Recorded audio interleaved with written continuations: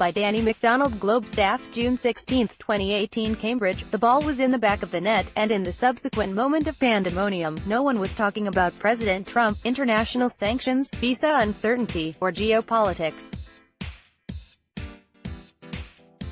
For the more than 100 Iranians who packed Phoenix Landing, an Irish pub located about 5,900 miles from Tehran, there was only jubilation. Early Friday afternoon, their team was about to win its opening World Cup game against Morocco.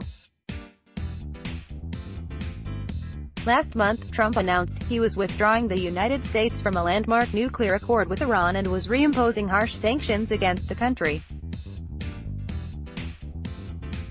In the wake of that announcement, questions about Iran's political and economic future abound. Friday's match offered a 2-hour reprieve from that tumult for the local Iranian community, but even on the pitch, Trump's decision was inescapable. Nike had previously said it could not outfit Iran's national soccer team with cleats for the World Cup because of new U.S. sanctions, something the country's fans were acutely aware of. Get fast forward in your inbox. Forget yesterday's news. Get what you need today in this early morning email. Thank you for signing up. Sign up for more newsletters here. It's a shame, said DTube, a 29-year-old who lives in Jamaica Plain and holds dual Iranian-American citizenship. Tube spent some of his youth in Boston but moved to Tehran for middle school in 1998, arriving shortly after the Iranian national team defeated the United States in the World Cup. Soccer, he said, was a way for him to connect to Iranians when he moved. Being Iranian in the United States can be frustrating at times, he said. People often ask about the origin of his name and whether he is Muslim.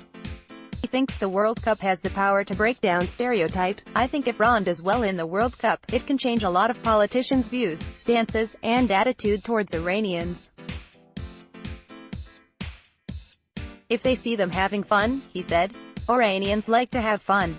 We don't just wear black and mourn. We like to drink beer and dance and celebrate. Friday certainly found the crowd inside the Central Square bar in a festive mood.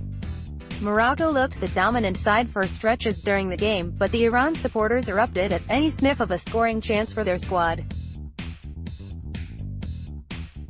There were occasional chants, some fans wore Iran jerseys or waved Iranian flags, and someone honked sporadically on a vuvuzela. When Morocco striker Aziz Bouhaddouz headed in an own goal in the 5th minute of injury time to give Iran a 1-0 victory, the place went nuts. Yusuf Comanche, a 30-year-old PhD student at Harvard from Tehran who has lived in the United States since 2010, said thoughts of sanctions and the political situation in his homeland are omnipresent, before acknowledging, when you're watching the game, you're watching the game. He called Trump's decision to impose harsh sanctions misguided. I think it hurts ordinary people and strengthens the government, he said. After the Trump announcement, President Hassan Rouhani of Iran countered that Iran could restart enriching uranium, without limitations, within weeks. European leaders have said they are trying to salvage the nuclear deal, but uncertainty persists. Alan Fadiani, a 29-year-old pharmacist, said her family fled religious persecution in Iran 14 years ago. Her family, who were members of the Baha'i faith, sought asylum in the United States. She lives in Newton. She lays the blame for sanctions and the current state of the country squarely on the shoulders of the Iranian government. Iranians like to have fun. We don't just wear black and mourn.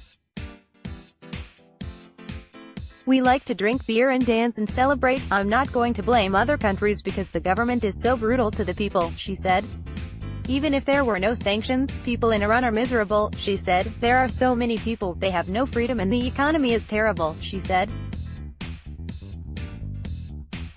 Ruzba Rafi, a 32-year-old who lives in Watertown and is a doctoral student in engineering at Northeastern University, said that, in the wake of Trump's announcement, no one is quite sure what is going to happen next.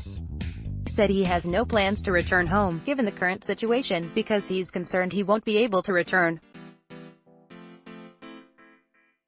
Trump, he said, all Iranians hate him. Iranian currency is so weak right now and that affects everyone's life, he added. Homan Mohammadi, a 26-year-old recent graduate of Harvard Business School who lives in Cambridge, said the Iranian diaspora is far from cohesive. Iranians have different political and social views. He said he thinks most Iranians are opposed to the sanctions because their families will be affected, but there are also many Iranians who are fed up with their government and are willing to put up with the economic pressure of the sanctions if they prompt internal change in the country. I think Iranians are looking for something to come together around, he said. The people are pretty divided on most issues. Football is definitely one of those things that can bring people together. John Telemacki, Globe staff Layli Javadanya cheered on the team while watching the game with fellow Iranians at a bar in Cambridge. After the game, Mahdi Haghzadeh, a 32-year-old engineer, said Iranian expats all have their own reasons for leaving their country, but there are still things that resonate. Sport is one of them, he said. After the game, on the sidewalk outside the bar, Amir Naiman, a 33-year-old who lives in Boston, talked about future unknowns.